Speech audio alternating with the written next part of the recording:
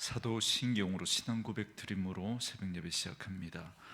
전능하사 천지를 만드신 하나님 아버지를 내가 믿사오며 그 외아들 우리 주 예수 그리스도를 믿사오니 이는 성령으로 잉태하사 동정녀 마리아에게 나시고 본디오 빌라도에게 고난을 받으사 십자가에 못 박혀 죽으시고 장사한 지 사흘 만에 죽은 자 가운데서 다시 살아나시며 하늘에 오르사 전능하신 하나님 우편에 앉아 계시다가 저리로서 산자와 죽은 자를 심판하러 오시리라. 성령을 믿사오며 거룩한 공회와 성도가 서로 교통하는 것과 죄를 사하여 주시는 것과 몸이 다시 사는 것과 영원히 사는 것을 믿사옵나이다. 아멘. 이 아침에 우리에게 주시는 하나님의 말씀은 아모스 5장 18절에서 27절 말씀까지, 아모스 5장 18절에서 마지막 27절 말씀까지 말씀 찾으셨으면 한 목소리로 같이 읽습니다. 화 있을진저 여호와의 날을 사모하는 자여, 너희가 어찌하여 여호와의 날을 사모하느냐? 그날은 어둠이요 빛이 아니라 마치 사람이 사자를 피하다가 곰을 만나거나 혹은 집에 들어가서 손을 벽에 대었다가 뱀에게 물림 같도다. 여호와의 날은 빛없는 어둠이 아니며 빛남 없는 캄캄함이 아니냐? 내가 너희 절기들을 미워하여 멸시하며 너희 성회들을 기뻐하지 아니하나니 너희가 내게 번제나 소제를 드릴지라도 내가 받지 아니할 것이요 너희의 살찐 희생의 화목제도 내가 돌아보지 아니하리라. 네 노랫소리를 내 앞에서 그칠지어다. 네 비파 소리도 내가 듣지 아니하리라. 오직 정의를 물같이 공의를 마르지 않는 강같이 흐르게 할지어다. 이스라엘 족속아, 너희가 40년 동안 광야에서 희생과 소제물을 내게 드렸느냐? 너희가 너희 왕 싯굿과 기욤과 너희 우상들과 너희가 너희를 위하여 만든 신들의 별 형상을 치고 가리라. 내가 너희를 다메섹 밖으로 사로잡혀 가게 하리라. 그의 이름이 만군의 하나님이라 불리우는 여호와께서 말씀하셨느니라. 아멘. 오늘은 함께 읽으신 아모스 5장 18절에서 27절 말씀을 중심으로 정의를 물같이 공의를 강같이라는 제목의 말씀으로 잠시 은혜를 나누겠습니다. 어제 이어서 계속해서 아모스 2부의 첫 번째 예언을 살펴보고 있습니다. 아모스는 애가를 부르며 이스라엘의 멸망의 현실이 구체적으로 실현될 것을 선포했습니다. 어제 말씀인 5장 1절에서 17절에서는 이스라엘의 멸망의 슬픔을 노래하며 하나님을 찾아야 살 수 있다라고 선포했습니다.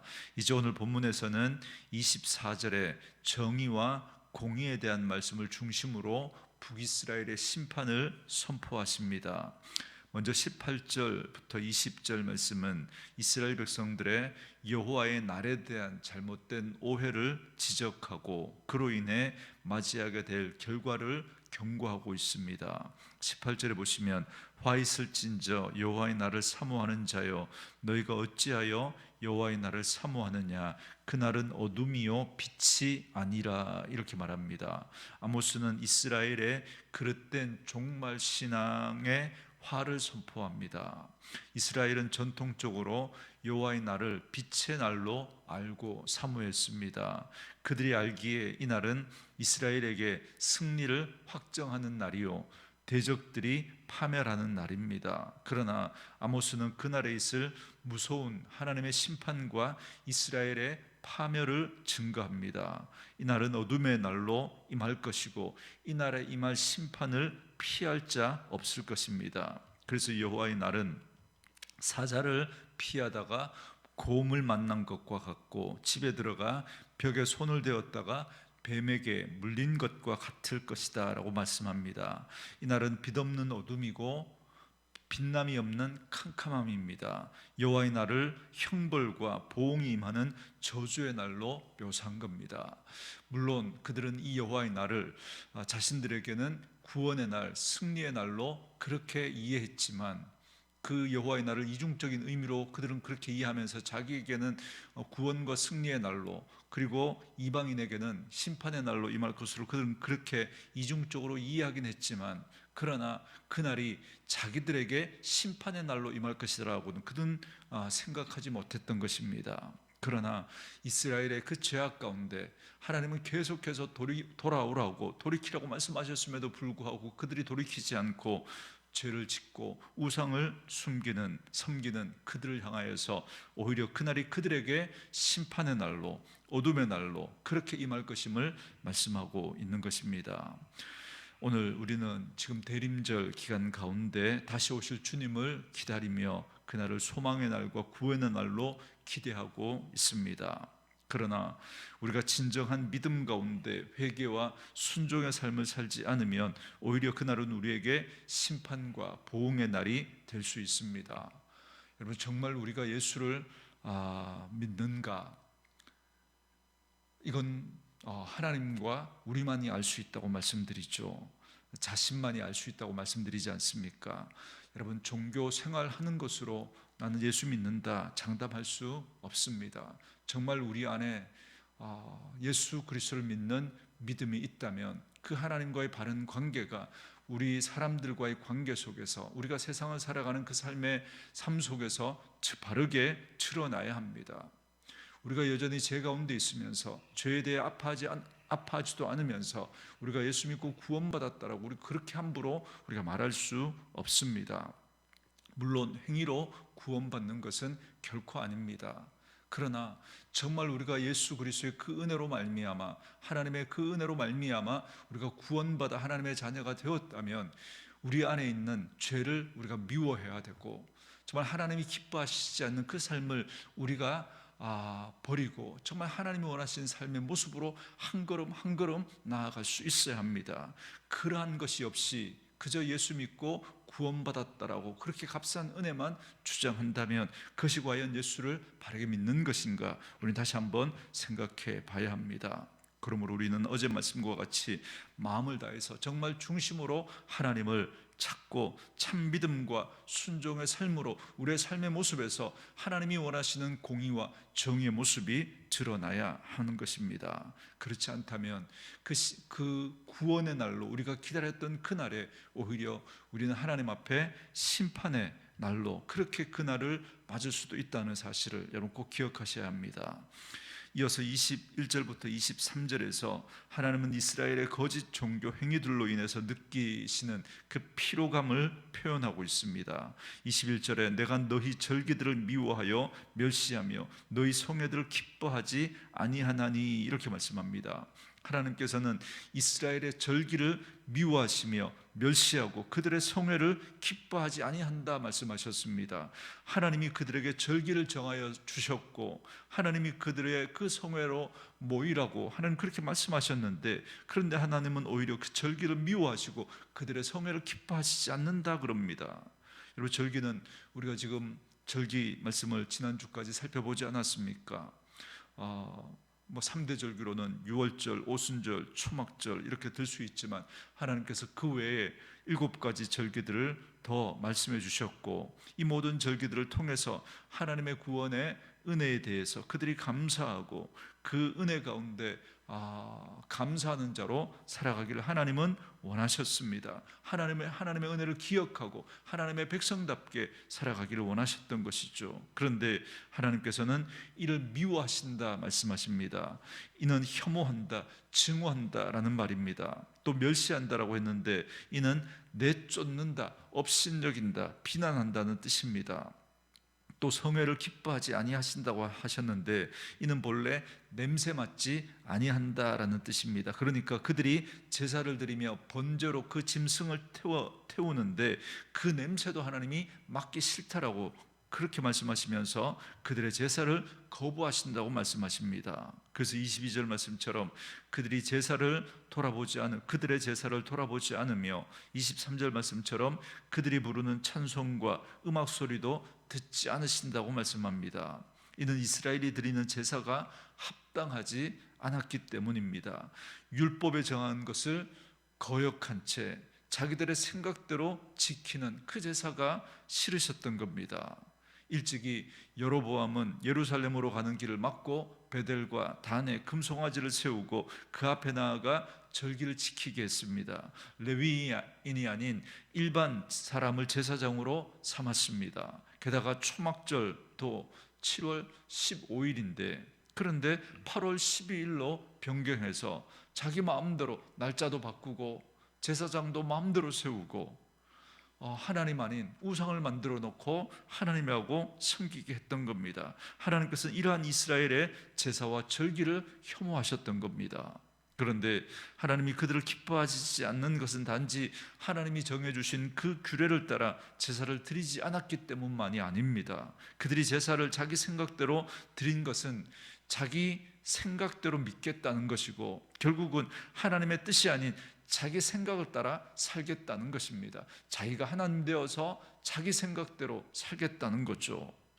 이처럼 그들은 제사의 문제를 넘어서서 일상생활에서 자기가 하나님 되어 자기 생각대로 자기 마음대로 살았습니다. 하나님의 정의와 하나님의 공의가 무시되어지는 건 당연한 거죠. 자기가 하나님 되어 버리니까. 그러니까 자기 생각대로 자기가 원하는 것이 곧 정이고 자기가 원하는 것이 곧 진리고 그래서 자기 마음대로 살아가게 되니까 하나님의 공의와 하나님의 정의가 무너지게 됩니다. 그래서 이렇게 말씀합니다. 24절에 오직 정의를 물같이 공의를 마르지 않는 강같이 흐르게 할지어다 그럽니다. 이 구절은 아모스의 대표적인 말씀입니다. 하나님은 이스라엘이 늘 갈급해하고 소망하는 풍부한 물의 미주로 그 정의와 공의가 넘치게 하라고 말씀합니다.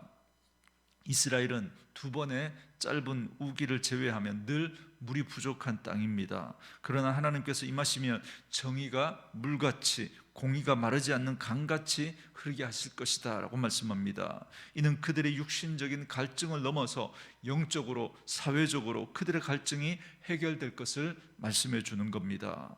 어떻게 이 일이 일어날 수 있습니까? 하나님의 통치를 소망하며 온전히 하나님께 복종해야 합니다. 그럴 때 하나님의 공의와 하나님의 정의가 실현되어질 수 있는 것이죠. 우리가 요즘에 경험하는 것처럼 인간의 통치와 통치자들은 결코 우리의 갈증을 해결해 줄 수 없습니다.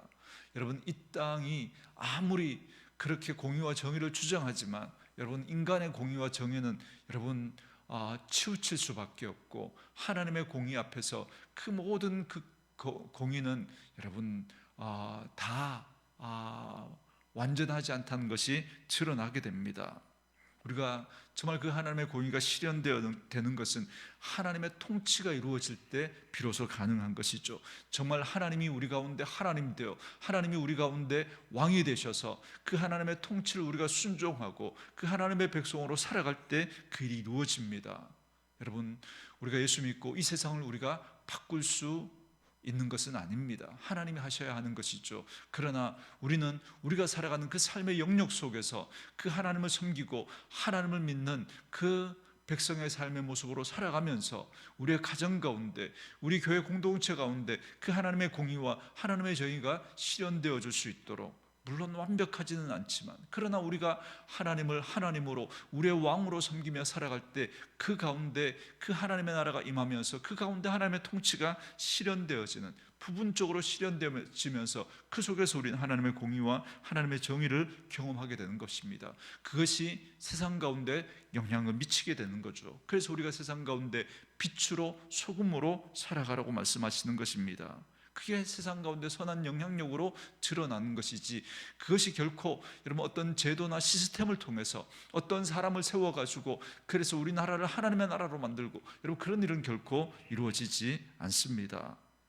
우리의 삶을 통해서 우리의 삶에 그 하나님이 왕되심으로 드러나는 그 하나님의 공의와 정의가 우리의 삶을 통해서 우리의 공동체를 통해서 흘러가고 이웃과 사회 가운데 영향을 미쳐가게 되는 것입니다.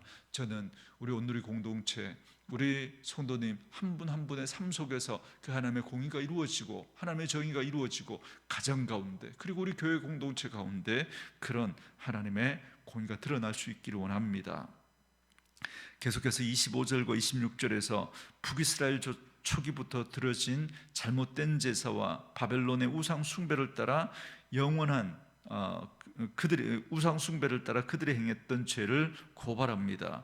25절에서 하나님은 이스라엘 백성이 40년 동안 광야 생활하던 중에 드린 희생과 소제물을 하나님께서 받지 않으셨음을 수사 의문문으로 그렇게 표현합니다. 그때도 지금처럼 이스라엘은 하나님과 우상을 겸하여 섬겼습니다. 그래서 사실 그들의 희생과 소제물은 하나님께 드리는 것이 아니었다라고 말씀하십니다.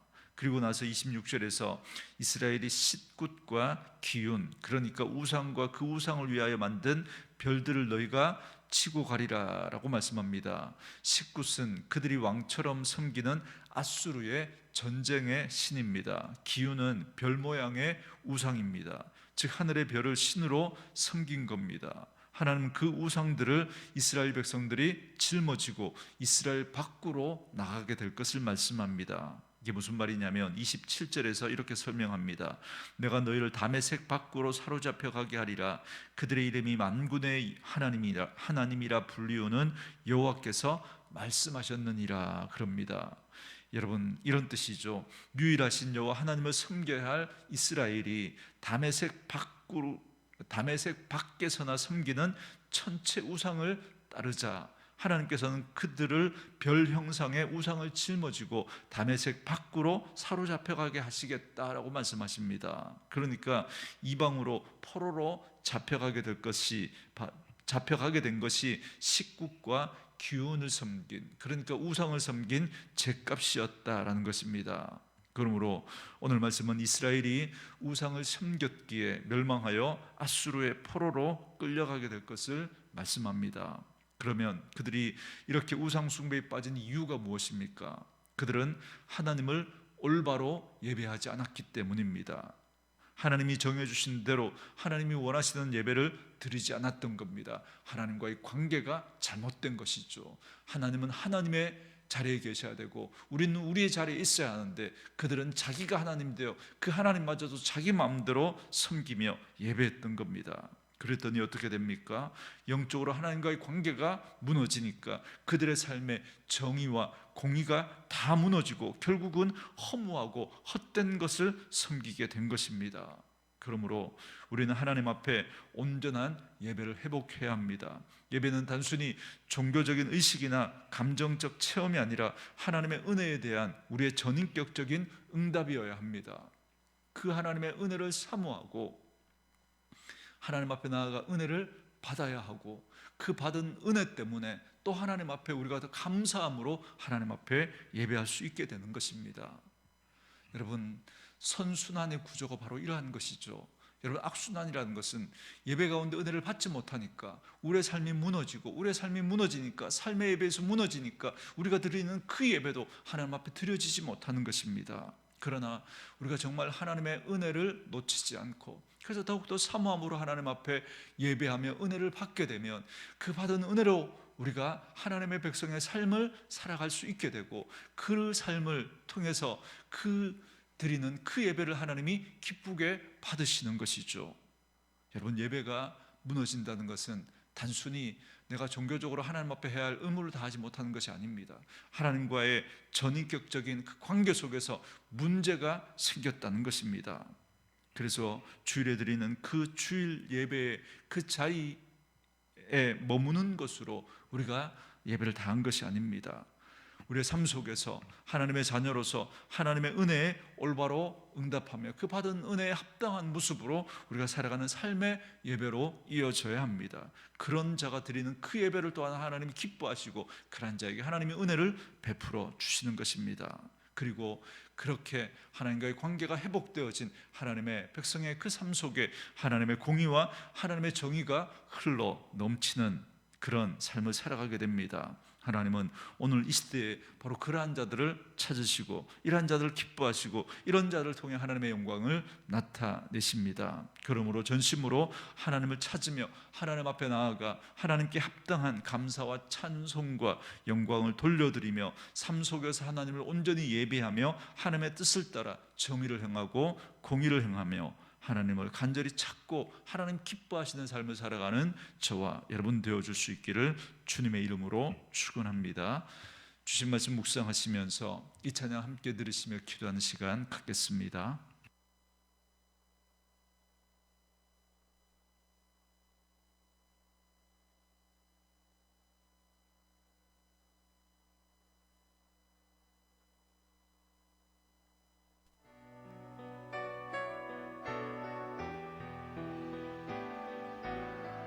내가 무엇을 가지고